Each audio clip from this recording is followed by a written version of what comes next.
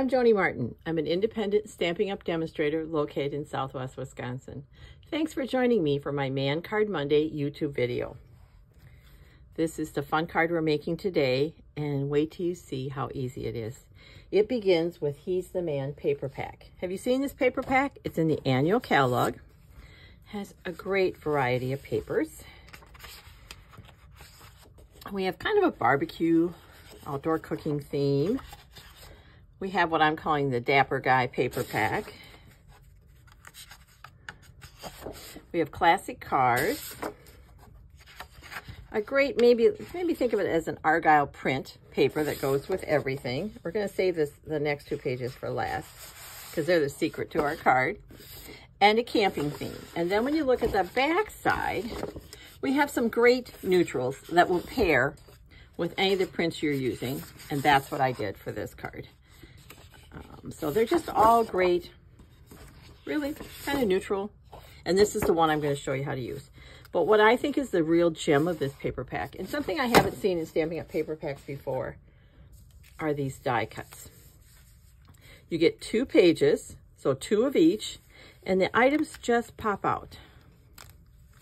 Look at this fun van. I'm going to pop out You're a Classic because we're going to use that one. Right here, and see there's 2 of them. Look at this little piece down here. That might be something you would miss. I'm going to show you how we're going to use that on our card. And of course, we need the car. Now there are all kinds of die cuts on here. Best Dad Award, perfect for birthday or Father's Day. You're a champ. You're stronger than you know. You know, that's not really gender specific. Without You, I'm Never Lost. There's just some really fun and very usable die cuts on here. And if you check out my YouTube channel, this is a card that's on there also, made with using one of the other die cuts. But today, we're talking about You're a Classic. So the pieces I used from that die cut are the car, the You're a Classic sentiment, and that little, let's call it ripped paper piece.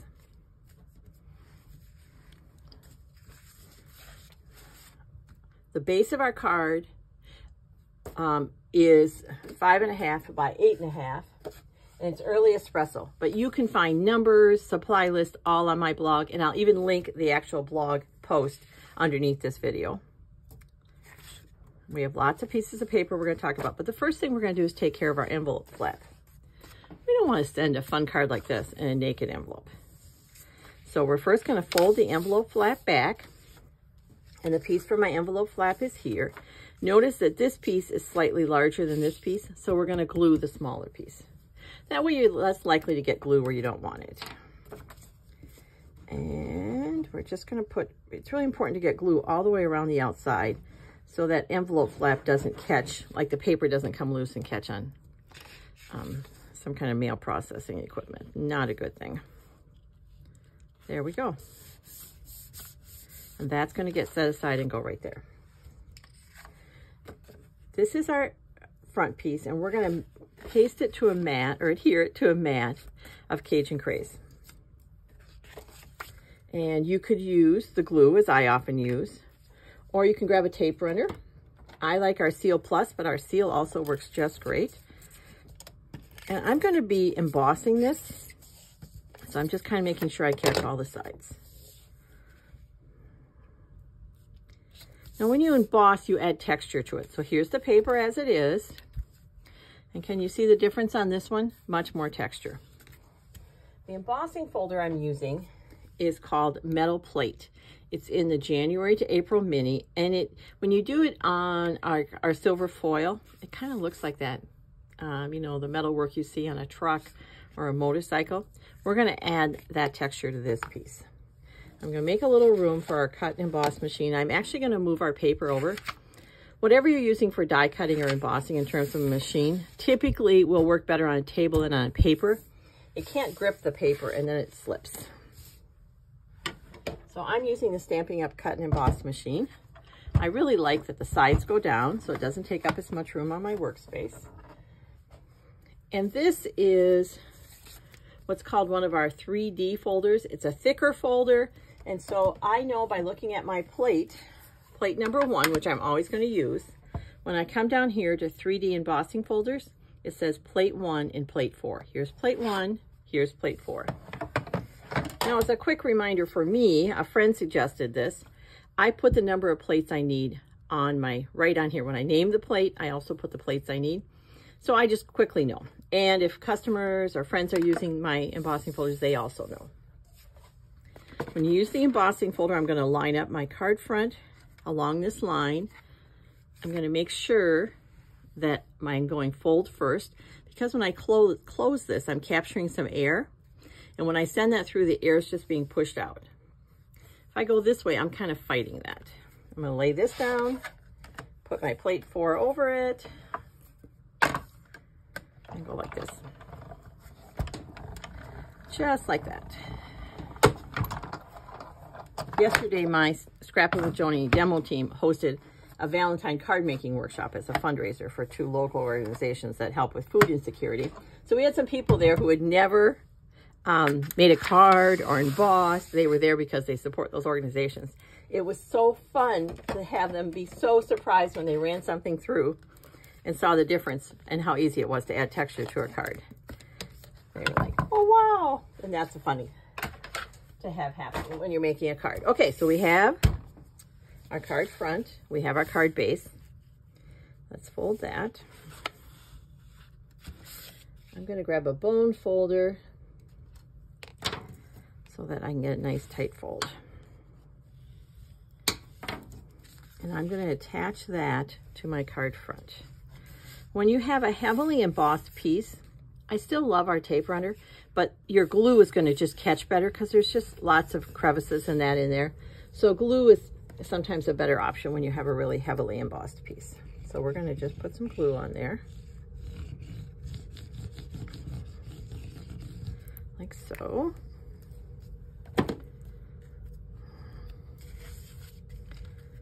There.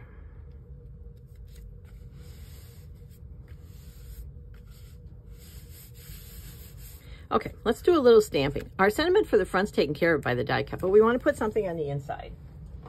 I'm making this a birthday card. You know what else it'd be great for is a retirement card, but we're going to do birthday. I'm using the Stamparatus because I love the Stamparatus and I rarely stamp without it. If you've watched my other videos or lives, you know that I have arthritis in my hands and some days are harder than others. And this makes sure that every day I can get a clear stamped image. I don't have to worry about dropping my stamp or my ink pad. Everything's taken care of. And if I don't have the strength to really get the image I need, I can just ink again. I grabbed Early Espresso, but you could also stamp in Cajun Crease or whatever ink catches your eye. I like using our little ink spots that I can make whatever color I need, and they're easier for my hands to hold. Notice I'm just using a light touch when I ink. You don't want to push hard. I know pushing hard makes it feel like you're getting more on there, but you're really just pushing ink away from your stamp. Now I'm going to use the mussel. All right, look at that. So we're going to give our stamp a quick clean. Our stamping cleaner, there we go. And that gets set aside. Now, just like we don't send naked envelopes, stamping demonstrator friend lets me know that we also don't send naked insides. So I have a scrap of paper from the front, and it's just nice to bring the front of your card to the inside of your card. And I'm throwing a little adhesive on there.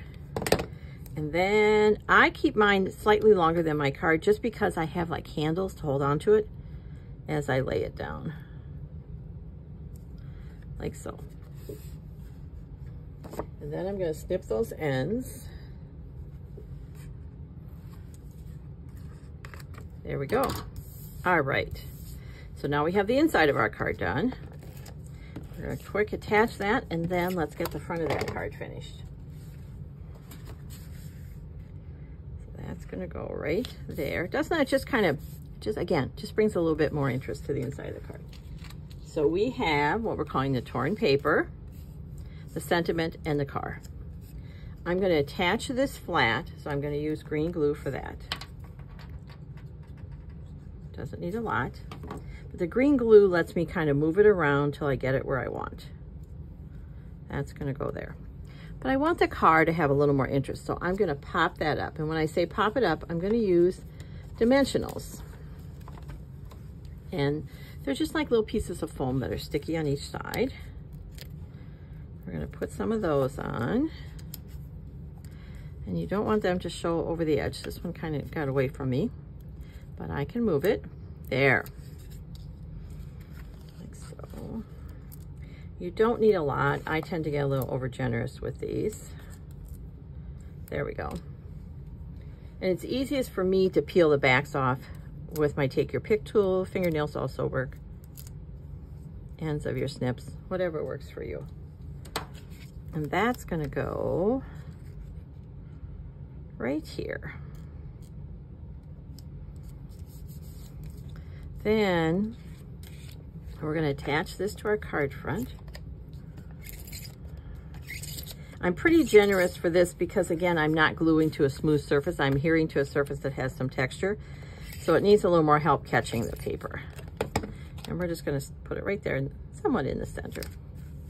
Now, I got this far and felt like it needed one more thing. So these are our brushed metallic adhesive back dots. Aren't they perfect for a card like this? You could really, any color would work. I think I'm going to go with this brass color. And the large will go through the mail without any trouble, and so will the small. I have more of the large, so we're going to grab those. When I add embellishments to a card, I typically do odd numbers, 3 usually, and in a triangular format.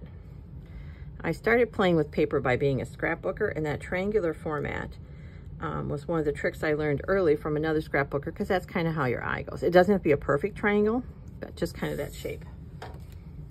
So there's our card. You're a Classic. Let's finish up our envelope, and we are done. So here's our envelope, and we're just going to trim it.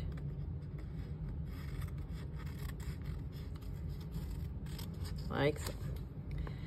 My envelope flaps, I cut 2 1/4 by 6, and 99% of the time it works. Occasionally I get this odd envelope that wants to be able to have a little wider flap, and if that happens to you, this is how easy that is to fix. There we go. There's our You're a Classic. A great birthday card, or as I said, it'd be a wonderful retirement card. The other image that you can use in there that works just as great, I used everything, it's the same paper pack.